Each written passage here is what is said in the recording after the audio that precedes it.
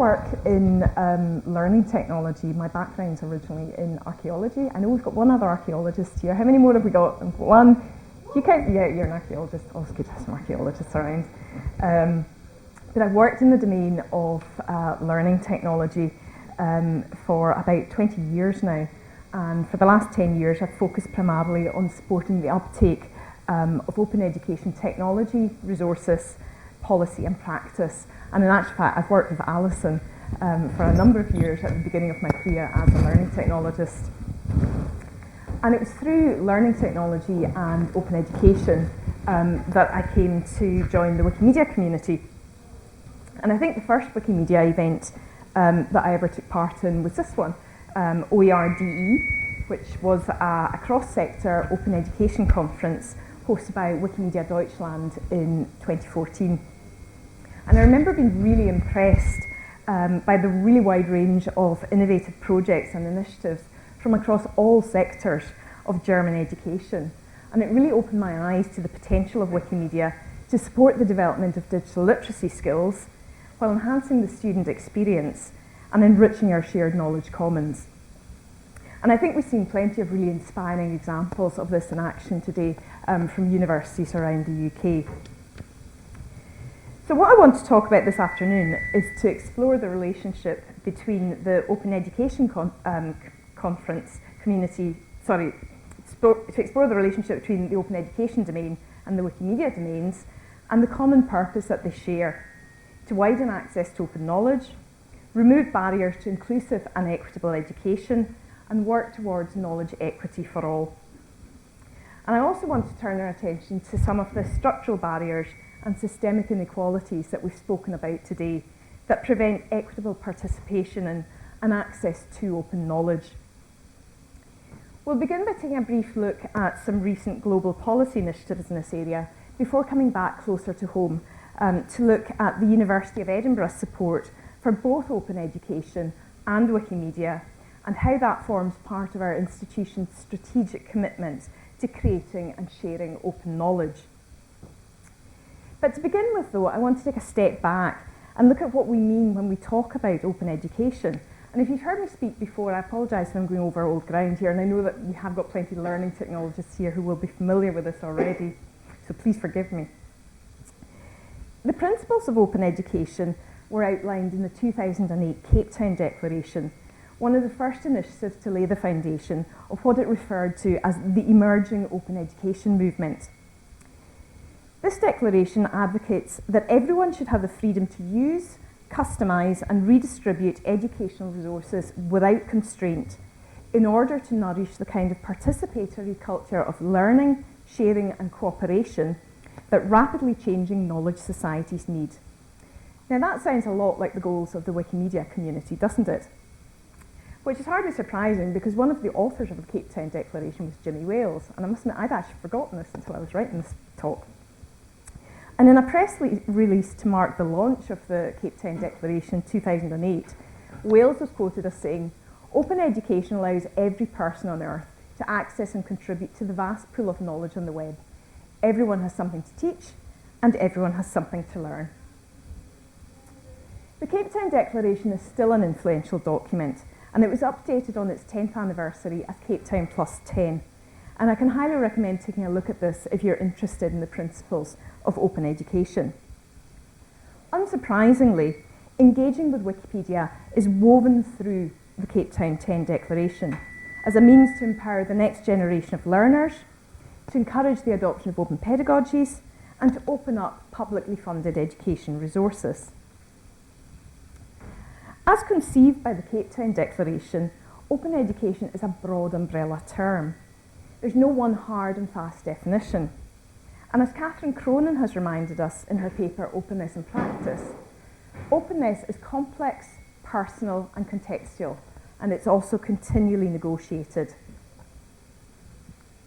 One conceptualisation of open education I really like is from the European Union's Science for Policy report, Opening Up Education, which describes the aim of open education as being to widen access and participation to everyone by removing barriers and making learning accessible, abundant and customisable for all. It offers multiple ways of teaching and learning and building and sharing knowledge. And it also provides a variety of access routes to formal and non-formal learning, and it connects the two. And another interpretation of open education that I often return to personally is from the not-for-profit organisation OER Commons, which describes open education as a worldwide OER movement is rooted in the human right to access high-quality education. The open education movement is not just about cost savings and easy access to openly licensed content, it's about participation and co-creation. And one of the things I like about both these interpretations is the focus on co-creation and removing barriers to knowledge, which to my mind are the most important aspects of open education, and of course are also cornerstones of the Wikimedia community. Owing to its contextual nature, open education encompasses many, many different things, including open pedagogy, open textbooks, open assessment practices, open online courses, open data. I'm sure you can think of lots of other opens too. However, open education resources, or OER, are central to any understanding of this domain.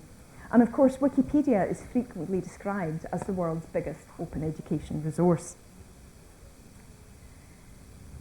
UNESCO define open education resources as learning, teaching and research materials in any format and medium that reside in the public domain or are under copyright that have been released under an open license that permits no cost, access, reuse, repurpose, adaptation and redistribution by others.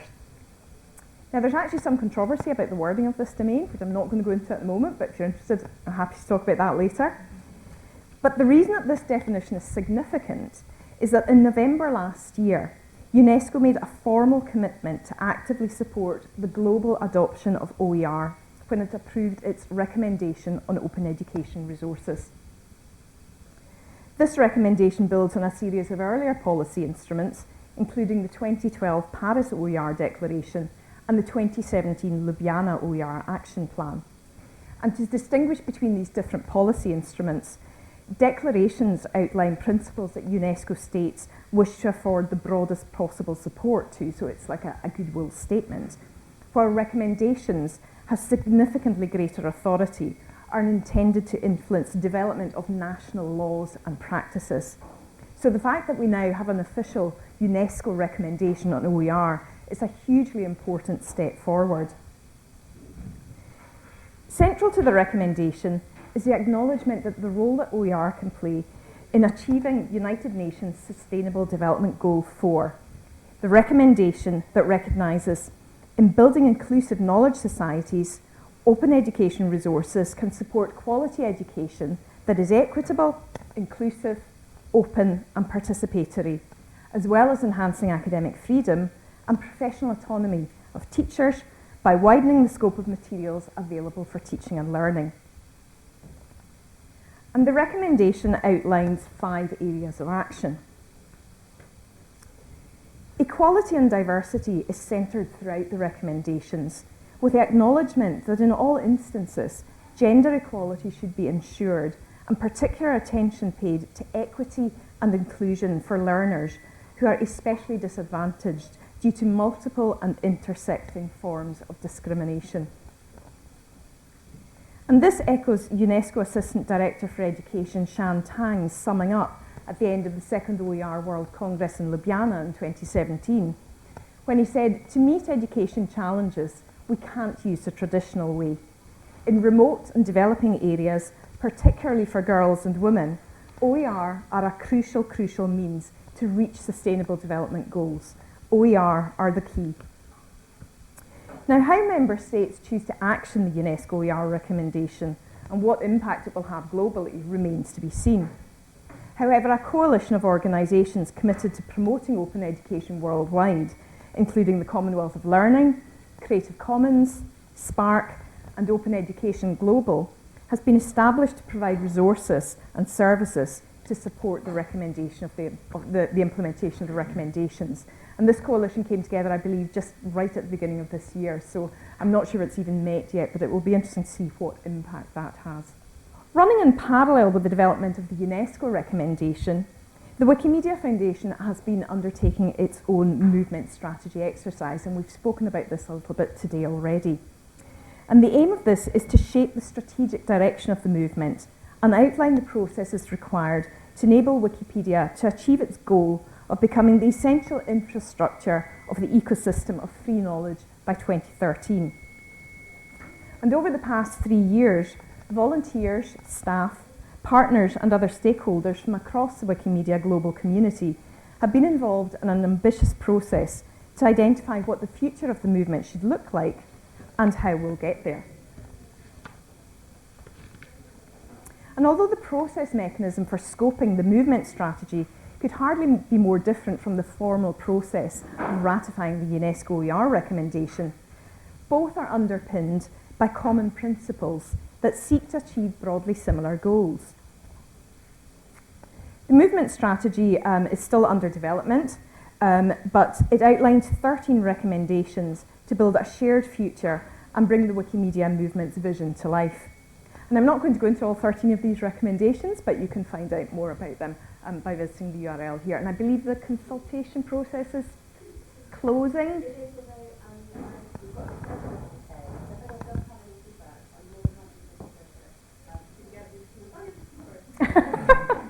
So if you've got any strong feelings, get them to Lucy by tomorrow. But even just by looking at the titles of the recommendation, you'll see that it's clear that they echo many of the principles of the UNESCO OER recommendation. And indeed, recommendation 10 here, to prioritise topics for impact, specifically acknowledges the need to address global challenges, such as those outlined in the Sustainable Development Goals, which we're coming back to again.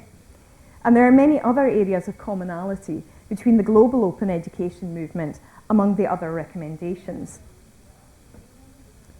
Enshrined in the Wikimedia Movement Strategy are the key concepts of knowledge as a service and knowledge equity. Knowledge as a service is the idea that Wikimedia will become a platform that serves open knowledge to the world across interfaces and communities. And knowledge equity is a commitment to focus on knowledge and communities that have been left out by structures of power and privilege, and to break down the social, political and technical barriers preventing people from accessing and contributing to free knowledge. And I think this idea of knowledge equity has been running through a lot of the discussions that we've been having today. And to my mind, it's this commitment to knowledge equity that's key to both the open education and the Wikimedia movements. Because as we're all aware, the open knowledge landscape is not without its hierarchies, its norms, its gatekeepers, and its power structures. Indeed, the 2019 Progress Update for Sustainable Development Goal 4 notes that while rapid technological changes present both opportunities and challenges, refocused efforts are needed to improve learning outcomes, particularly for women, girls, and marginalised people in vulnerable settings. Now, Wikimedia's problems with gender imbalance, structural inequalities and systemic bias are well known and well discussed. On English language Wikipedia, just over 18% of biographical articles are about women, and the number of female editors is somewhere between 50 and 20%. Some language Wikipedias, like Welsh Wikipedia, fare much, much better, but others are much, much worse. And despite Wikipedia's gender imbalance being an acknowledged problem, projects such as Wiki Women in Red have sought to address, too often those who attempt to challenge these structural inequalities and rectify the systemic bias are the subject of targeted hostility and harassment. And again, the movement strategy actually acknowledges these issues and highlights the importance of addressing them. Recommendation 2 on creating a culture of change for inclusive communities notes that Wikimedia communities do not reflect the diversity of our global society, and that the alarming gender gap can be attributed to a number of causes, including lack of a safe environment and evidence of numerous cases of harassment. And Recommendation 5 on ensuring equity in decision-making notes that Wikipedia's historical structures and processes reinforce the concentration of power around established participants and entities, adding that inclusive growth and diversification requires a cultural change founded on more equitable processes and representative structures. In a recent article Untitled, The Danger of Being Open, oops, sorry, skip the slide. Amira Dalla, who leads Mozilla's Women on Web Literacy programme, wrote, "What happens when only certain people are able to contribute to open projects? And what happens when only certain people are able to access open resources? This means that the movement is not actually open to everyone and only obtainable to those who can practice and access it. Open is great.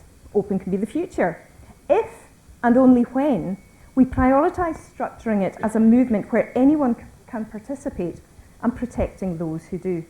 This lack of equity in the open knowledge landscape is significant because if knowledge and education are to be truly open, then they must be open to all, regardless of race, gender, or ability. Because openness isn't just about definitions and about recommendations and national strategies. Openness is about creativity and access. It's about equity and social inclusion. And it's about enabling learners to become fully engaged, radical digital citizens. Radical digital citizenship, as defined by Ekrugo Emejula and Callum McGregor, moves beyond the concept of digital literacy. And again, I think we've been hearing a bit about this today, is how we can move beyond this idea of digital literacy, as simply acquiring skills to navigate the digital world, to a repoliticised digital citizenship in which social relations with technology are made visible and emancipatory technological practices for social justice are developed to advance the common good. And I think to some extent, this is what the Wikimedia Movement Strategy process and the UNESCO OER recommendation are really trying to achieve. So at the University of Edinburgh, we believe that both open education and open knowledge are strongly in keeping with our institutional vision and values to discover knowledge and make the world a better place, and to ensure our teaching and research is accessible, inclusive, and relevant to society. And in line with the UNESCO OER recommendation, we also believe that OER and open knowledge can contribute to achieving the aims of Sustainable Development Goal 4, which the university is committed to through the Sustainable Development Accord, and I believe the University of Coventry uses these principles as well. So to this end, Edinburgh supports both a Wikimedian in residence, who we've heard quite a lot about today, and an open educational resources service, which is where I work. Now, you've already heard quite a lot about our Wikimedian in residence programme, although sadly Ewan's not here today, but Sarah did an excellent job of standing in for Ewan. So instead I want to talk a little bit just now about the OER service, which is the other part of the picture, so to speak. And the OER service was founded in 2015, around about the same time as our Wikimedian in residence, and we've worked very closely together over the last 5 years. So the university has a vision for OER, which is 3 strands, building on our excellent education and research collections, traditions of the Scottish Enlightenment, and the university's civic mission and the history of the Edinburgh settlement. And if you're not familiar with the history of the settlement movement, then I can highly recommend looking it up on Wikipedia. Of course, it's a really fascinating civic social movement. And our vision for OER has 3 strands. For the common good, which encompasses our everyday teaching and learning materials, Edinburgh at its best, high quality resources produced by a range of projects and initiatives, and Edinburgh's treasures, content from our world-class heritage collections. And some of the images on this slide deck are from our open licence collections. Our vision for OER is backed up by a policy approved by our Learning and Teaching Committee, which encourages staff and students to use, create and publish OERs to enhance the quality of the student experience. Now, the fact that this policy was approved by our Learning and Teaching Committee is significant, as it places open education and OER squarely in the domain of the teaching and learning community. And both the university's vision for OER and its support for our Wikimedian in residence are the brainchild of Melissa Highton, who was mentioned earlier on today. Melissa is our Assistant Principal for Online Learning and Director of Learning, Teaching and Web Services. And she actually gave the keynote at the Wikimedia and Education Summit in Middlesex, I think 3 years ago now. But USA, the student union at the University of Edinburgh, were also instrumental in encouraging the university to adopt an OER policy. And we really continue to see student engagement and co-creation, and again, co-creation has already been mentioned today, as being fundamental aspects of open education and open knowledge. But of course, policy is nothing without support, and this is where the OER service comes in. And the service provides staff and students with advice and guidance on creating and using open education resources and engaging with open education. We provide a one-stop shop that provides access to open education resources produced by staff and students around the university.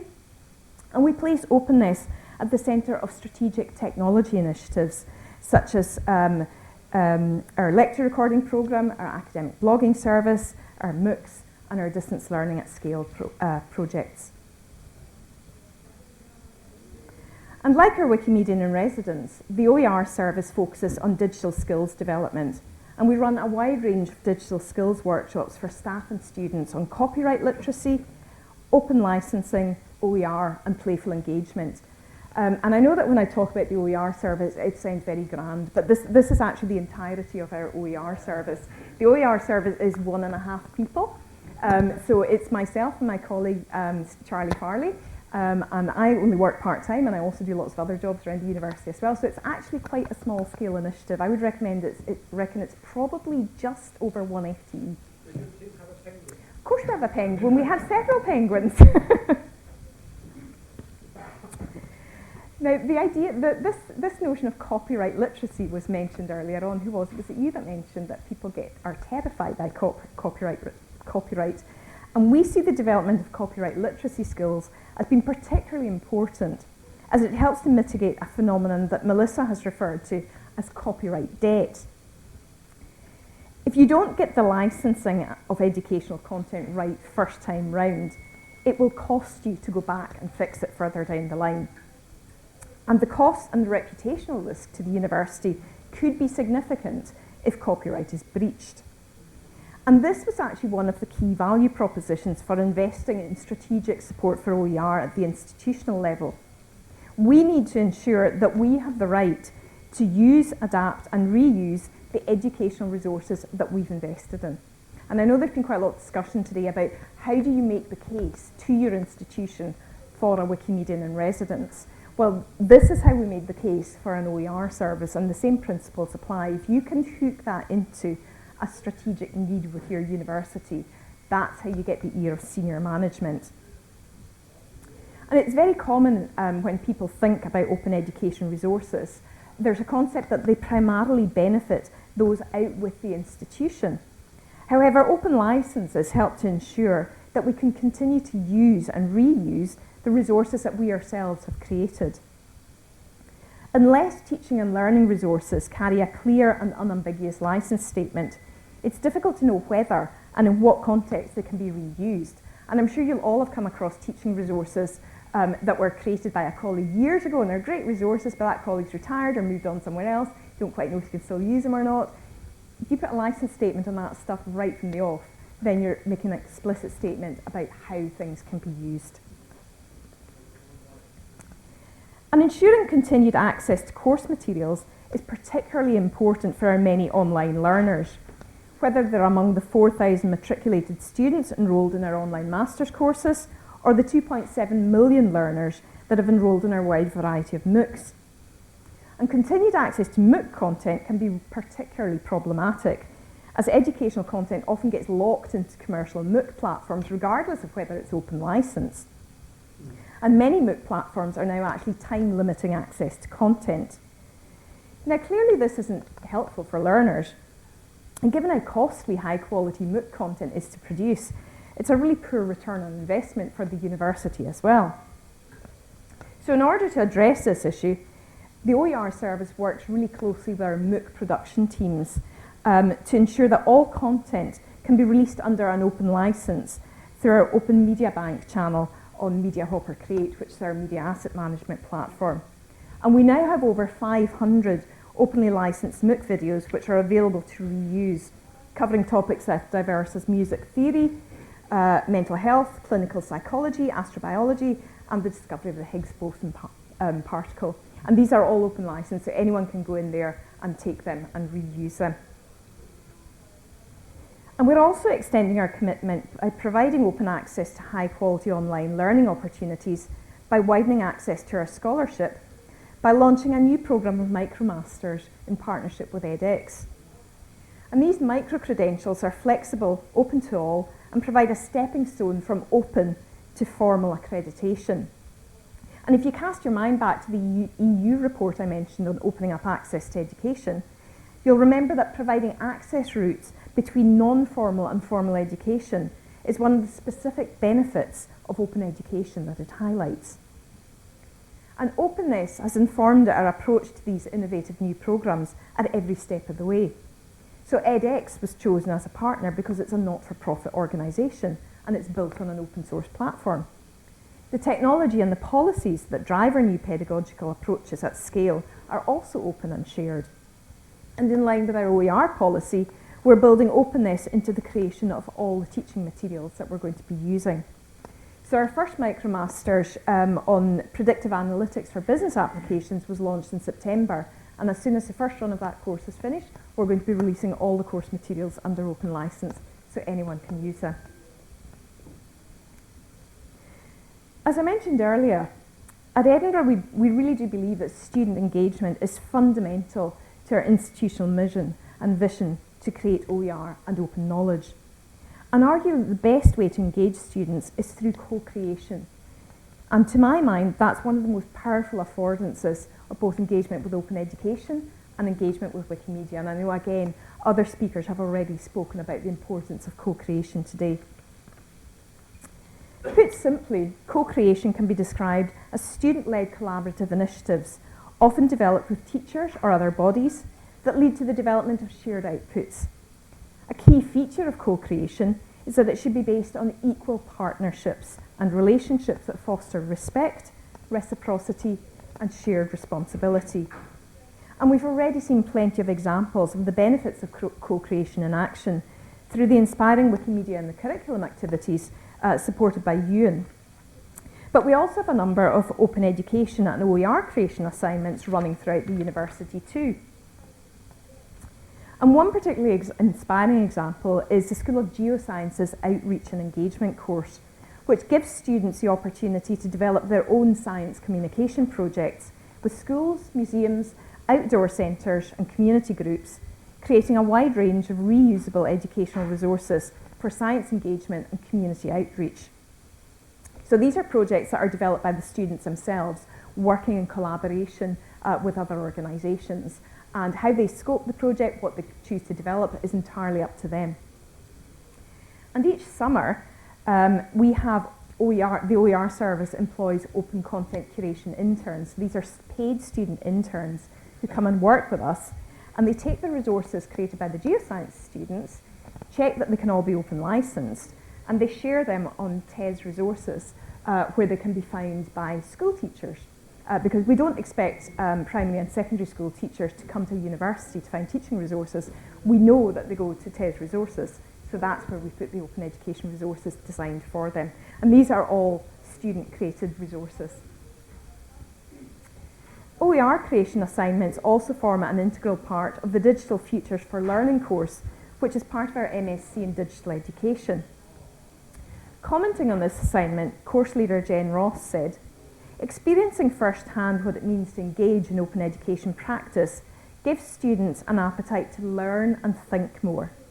The creation of OERs provides a platform for students to share their learning, so their assignments can have ongoing tangible value for students themselves and also for those who encounter their work." And these sentiments really do echo the experiences of many of the students who have participated in Wikimedia and the curricula assignments, not just in Edinburgh, but as we've heard from other universities around the UK as well. And just finally, I want to return to the theme of knowledge equity.